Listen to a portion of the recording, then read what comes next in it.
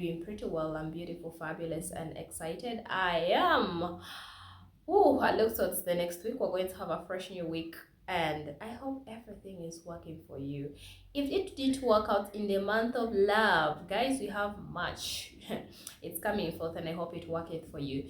Today, I want us to talk about something I saw on a podcast. There was somebody who put something in the podcast and said, women it was actually a topic on single parenting. He says women could have avoided the issue of single parenting, single motherhood, but a lot of them intentionally get into it. That's a paraphrase. He says we intentionally get into these things. You could have chosen better. That the only place or the only circumstance we can forgive is for those people who are raped. Let's say that the lady was raped. That one she's forgiven. But anything else where you were in a relationship with this guy and then definitely it ends into single parenting, you could have prevented. One, by choosing quality men for yourself. How true is that statement to you? What do you think as an individual? Do you think that is true? Or do you think, what do you think? So, according to me, my opinion, I'm someone who pays attention to patterns. Please do pay attention to patterns. When you go to the hospital, there's always something called the doctor does a diagnosis and asks you when did this begin. He's taking history. When he's doing the diagnosis, he takes the history and asks you when did this begin, and so how long has it been. Why this person wants to understand how this state has been. And so a lot of us, we get into this and say, this is how it is. But I want us to also do diagnosis of the families that we have been in. In most cases, I've realized that most girls who end up in single parenting, these are either number one daughters or they are daughters who are raised in broken homes. The mom was a single mother. The dad maybe walked away. That is number one. These are the girls who become single mothers in most cases. Number two, it could be an issue of yes, you have a father, but he was super busy. He never had time for you. So this person does not understand what even father's love is. Guy is working somewhere in other countries. We have had, there are many of our fathers who are working in South Sudan, in Congo, in US and all these places, and they do not have time for us. They send money. So this child does not understand what father's love is. So for her, love it's not a big deal. So definitely you'll find that such a person will also end up picking such a similar person who is likely to move away from her. Now, I want us to know that life is a lot more patterned. Today, who you are has a lot to do with your past. Today, we're repeating the life of ancestors. How your relationship is today. That's why I want you to, when you look at each family, every family has their own trend. There's this family where you realize that at least all the girls get married the right way. They're all going to church, to the altar, regardless of how they are. They all go to the altar. But then there's this family where all of them go, but they still come back. There's this home where you find the girls don't get married, maybe completely. They simply get kids home. Now, these are trends. Sometimes it doesn't only happen to the girls, but it also happens to the boys too, because it is a trend in that family. Now, each family is known for the events that transpire within their home. That's why you need to pay attention to trends. That's why the people who say, hey, that family is rich, hey, that family is very poor, hey, that family has this kind of, why? Because they have understood the patterns. Now, before we make this kind of decisions, we need to look at the patterns of these people. What are these patterns? Now, every girl, not every girl, 80% of girls marry men like their fathers. Period. If you find today a girl who is struggling in her relationship, the mom should have struggled with the dad. Period. If you find a girl who has married a drunkard, guy is drinking like a fish, alcohol, there is a potential the dad was a drunkard, because 80% of girls marry men like that. Now there's something called a 28 rule, meaning the 20% can change. I can choose to say, okay, this was my dad, but I do not want a man similar to my dad. But trust me, it's a very difficult thing because this is a root problem. It's not a fruit problem. It's just like a lot of us expect that a mango should start yielding guavas, you know, because I have told it, because the mango has the mango fruit has grown somewhere, and because we have planted guavas around it, we just want it to start yielding guavas. It's impossible.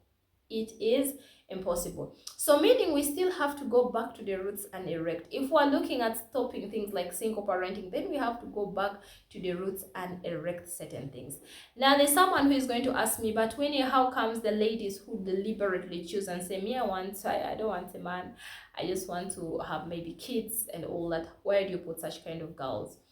Most times that's a response of brokenness. For instance, if I've grown up in an environment where I've seen so much toxicity, for instance, now as like, of course, you know, our mothers in those days who would go through so much, you've watched your dad, you know, maybe physically abuse her, maybe verbally abuse her. You've seen the absence of this man. You have seen everything he went through, the infidelity and all these things. So after the child has observed these things, she makes a decision and says, I don't think I want to be with a man because I do not want to go through what my mom went through.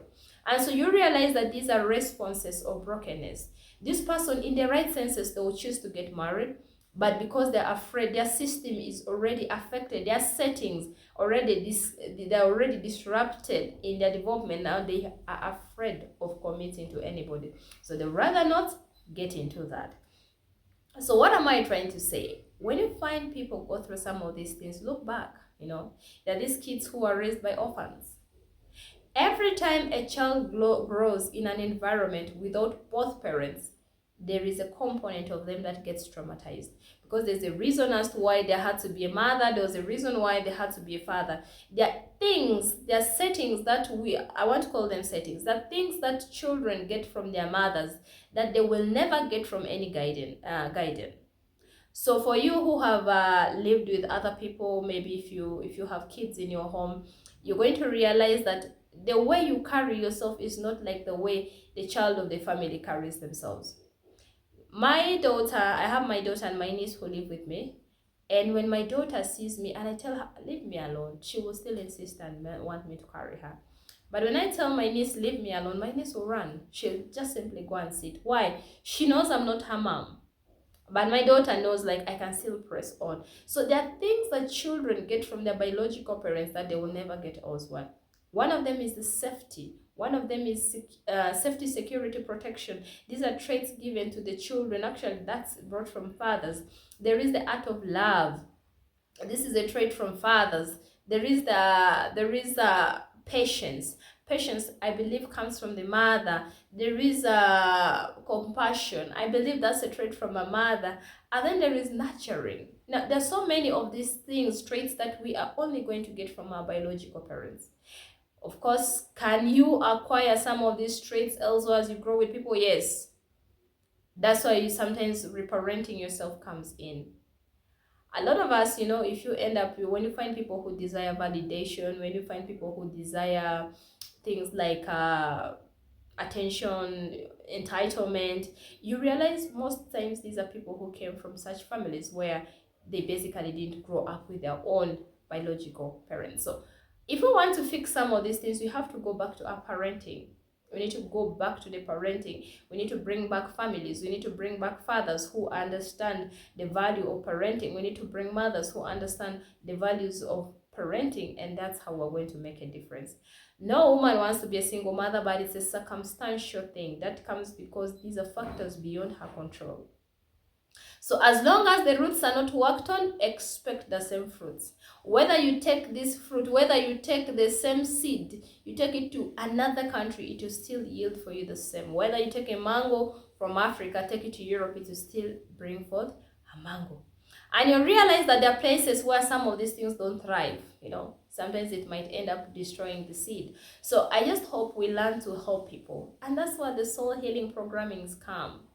I hope you get time to work on yourself, more especially if you've gone through any of these things. If you're raised in a broken family, if you're getting into a relationship with somebody who was raised without their biological parents and all these things, take moments and heal and work with this person. Otherwise, in the long run, you might become this potential single father or single mother. But first and foremost, you can work on it yourself. But it's just not telling somebody choose right. It might not be about choosing right, but it is helping these people to establish fresh new roots. How do they do that? Number one, if you start with visualization, find people who are in happy relationships.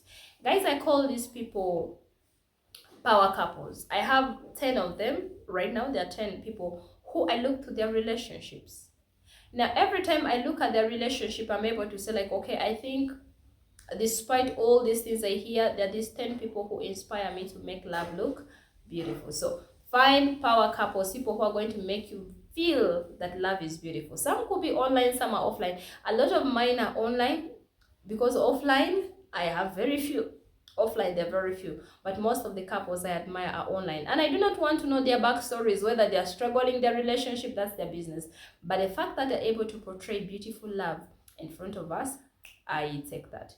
Number two, associate yourself from people who have been in brokenness. A lot of us, if your friends, you're living with these friends who have been in brokenness, and every day people are emphasizing how men are bad, how women are bad, and how men are unpredictable, women are unpredictable. Definitely you're going to attract a similar person. You're going to find people who do not value you. So number two, move away from these people who come in brokenness. Number three, work on yourself. Work on yourself. Go back and fix yourself. Go fix some of those things. Get to discover who you are. So when you take the journey of discovering who you are, your likes, your hobbies, all these things, you're simply going to, when you're in the dating process, you're going to start looking for people who fit in your personality. Imagine a lot of us today were dating. You are this person who stays home, but you're dating a DJ. And now this DJ is every night out. Yet you love your man here by your side. And those are totally different things. So when you get to discover yourself, you get to choose the right people for you. You get to choose the right person who fits in your career, fits in every component of your life. Guys, do not take your self-discovery for nothing. Then finally, get a dream beyond yourself. A lot of us, we just dream local. We're dreaming about maybe just getting married, maybe just having children, maybe just having this husband. That dream is not enough. You were never created for only this man and your children. There is a greater vision that the world needs from you. Can you get a bigger dream beyond yourself, beyond your children, beyond you, your children, and your husband and your wife? Get a bigger dream. Start working towards such things, and then it's going to open up your capacity. I hope that we end up raising healthy children. That is my goal. Better children, healthy children, happier children, and a happier generation. Thank you so much. Bye-bye. Have a good day.